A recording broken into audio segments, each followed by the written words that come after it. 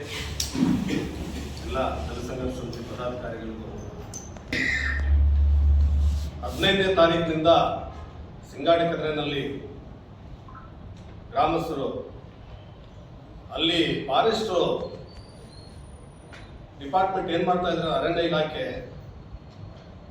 ಅವರಿಗೆ 72ರಲ್ಲಿ ಅವ್ರಿಗೆ ಸಾಗುವಳಿ ಕೊಡ್ತಾರೆ. RTCನೂ ಕರೆಕ್ಟ್ ಆಗಿರುತ್ತೆ, ಅವ್ರದ್ದು ಪಾನಿನೂ ಕರೆಕ್ಟ್ ಆಗಿರುತ್ತೆ. ಎಲ್ಲ ರೀತಿಯಲ್ಲಿ ಅವರು ಉಳುಮೆ ಮಾಡಿಕೊಂಡು ಅವರು ಎಲ್ಲ ರೀತಿಯಲ್ಲಿ ಒಂದು 72 ವರ್ಷದಿಂದ ಇರ್ತಾರೆ ಅದರಲ್ಲಿ ಅನುಭವದಲ್ಲಿ. ಈಗ ಕಳೆದ ಒಂದು 2 ವರ್ಷದಿಂದ ಈಗ ಅನುಭವ ಇದು ಮಾಡಿಕೊಂಡು ಅವರು ಫಾರೆಸ್ಟ್ ಅವ್ರು ನಮ್ಗೆ ಸೇರುತ್ತೆ ಅಂತ ಈಗ ಅಲ್ಲಿ DF SF ಅವ್ರನ್ನು ಇದು ಮಾಡಿ ಅವರು ತೇಜವಾದನೆ ಮಾಡಿ ಅವ್ರನ್ನ ಸ್ವಲ್ಪ ಇದು ಮಾಡಿದ್ದಾರೆ. ಆದ್ರಿಂದ ನಾವು ಏನು ಮಾಡೋದು, 15ನೇ ತಾರೀಕು ಮುಂದೆ ನಾವು ಧರಣಿ ಮಾಡಬೇಕು ಅಂತ ಸಿಂಗಾಡಿ ಕದ್ರೆನಲ್ಲಿಂದ ನಾವು ಕಾಲ್ನಡಿಗೆ ಜಾಥಾ ನಡೆಸ್ಕೊಂಡು ಬರ್ತೀವಿ. ಈಗ 70 ದಶಕದಲ್ಲಿ ಹುಟ್ಟಿರುವಂತ ದಲಿತ ಸಂಘರ್ಷ ಸಮಿತಿ ಅವರು ಕಟ್ಟಿರುವಂತ ಒಂದು ಇದರಲ್ಲಿ ಆದ್ರೂ ಈಗಲೂ ನಮ್ಮ ಅರಣ್ಯ ಇಲಾಖೆ ಅವ್ರಿಗೆ ಕಣ್ಣಿದೆಯೋ ಇಲ್ವೋ. ಈಗ ಅಲ್ಲಿ ಇಶಾ ಫೌಂಡೇಶನ್ ಇದೆ, ಅದು ಅರಣ್ಯವದ್ದೇ. ಮೆಡಿಕಲ್ ಕಾಲೇಜ್ ಇದೆ, ಅದು ಅರಣ್ಯವದ್ದೇ. ಅಲ್ಲಿ ವಿಶ್ವೇಶ್ವರಯ್ಯ ವಿದ್ಯಾಲಯ ಅಂತ ಇದೆ, ಅದು ಅರಣ್ಯವದ್ದೇ. ಇದುವರೆಗೂ ಅದನ್ನು ಇದು ಮಾಡಿಲ್ಲ, ಒಂದು ಸರ್ವೇನೂ ಮಾಡಿಸಿಲ್ಲ. ಈಗ ಅವ್ರಿಗೆ 80 ಎಕರೆವರೆಗೂ ಇಶಾ ಫೌಂಡೇಶನ್ ಕೊಟ್ಟಿದ್ದಾರೆ. ನಮ್ಮವ್ರಿಗೆ ಅಲ್ಲಿ ಒಂದು 30 ಎಕರೆ ಬಿಡಕ್ಕೆ ಆಗ್ತಾ ಇಲ್ಲ.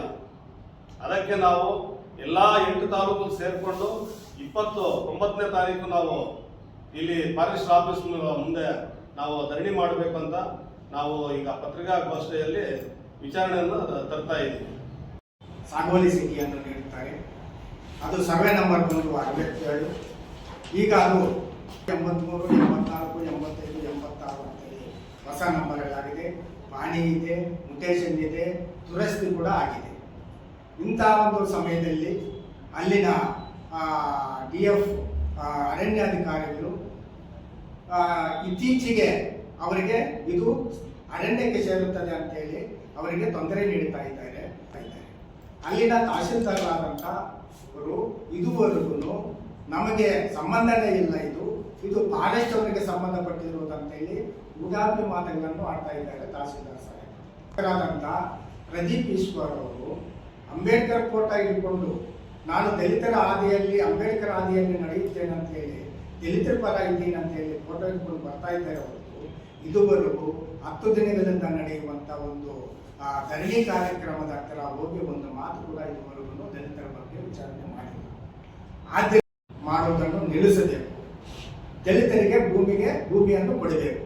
ಸಿಂಗಡಿರುತ್ತಿರುವವರ ಮೇಲೆ SC ST ಕಾಯ್ದೆ ಪ್ರಕರಣ ದಾಖಲಿಸಬೇಕು. ಎಲ್ಲೋಡು ಸರ್ವೆ ನಂಬರ್ 191ರಲ್ಲಿ 10 ಜನ ಉಳುಮೆ ಮಾಡ್ತಾ ಇದ್ದಾರೆ. 281ರಲ್ಲಿ 30 ಜನ ಉಳುಮೆ ಮಾಡ್ತಾ ಇದ್ದಾರೆ. 277ರಲ್ಲಿ 20 ಜನ ಉಳುಮೆ ಮಾಡುತ್ತಾ ಇದ್ದಾರೆ. ಕಡಲಿ ಗ್ರಾಮದ 165 ಸರ್ವೆ ನಂಬರಲ್ಲಿ 5 ಜನ ದಲಿತರು ಉಳುಮೆ ಮಾಡುತ್ತಾ ಇದ್ದಾರೆ. ಈ ರೈತರಿಗೆ ಯಾವುದೇ ರೀತಿಯಾದಂಥ ತೊಂದರೆ ನೀಡಬಾರದಂತೇಳಿ ನಾವು ಎಚ್ಚರಿಕೆಯನ್ನು ಕೊಡ್ತಾ ಇದ್ದೀವಿ.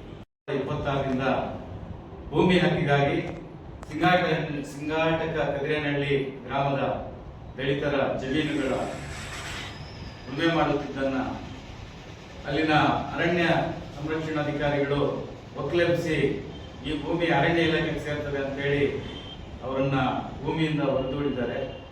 ಅದರ ಭಾಗವಾಗಿ ಭೂಮಿ ನಮಗೆ ಬೇಕು ಅಂತೇಳಿ ಅಲ್ಲಿನ ಚಿಕ್ಕಬಳ್ಳಾಪುರ ದಲಿತ ಸಂಘರ್ಷ ಸಮಿತಿ ಚಿಕ್ಕಬಳ್ಳಾಪುರ ತಾಲೂಕು ಶಾಖೆ ಎಬ್ಬಿಸಿದ್ದಾರೆ.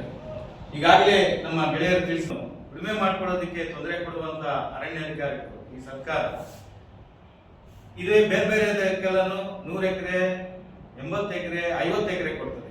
ಇವತ್ತು ನಾವು ನಂದಿ ಮೆಡಿಕಲ್ ಕಾಲೇಜ್ ಅಲ್ಲ ನಾವು ಕೊಡೋ ನಿರಂತರವಾಗಿ ನಡೀತಾ ಇದೆ.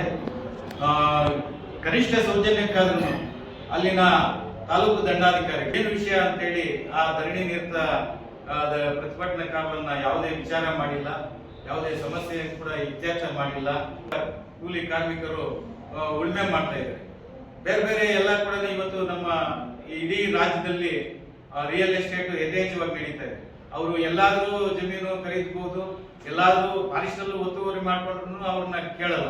ಆದ್ರೂ ದಲಿತರು, ಕೃಷಿ ಕೂಲಿ ಕಾರ್ಮಿಕರು ಎಲ್ಲಾದ್ರೂ ಒಂದು ಎಕರೆನೋ ಅರ್ಧ ಎಕರೆನೋ ಅಲ್ಲೇನಾದ್ರೂ ಜೀವನ ಮಾಡ್ಕೊಳ್ಳೋದಕ್ಕೆ ಉಳುಮೆ ಮಾಡಿ ಬೆಳೆ ಇಟ್ರೆ ಅದಕ್ಕೆ ಈ ಅರಣ್ಯ ಇಲಾಖೆಯವರು ತೊಂದರೆಯನ್ನ ಕೊಡ್ತಾ ಇದ್ದಾರೆ.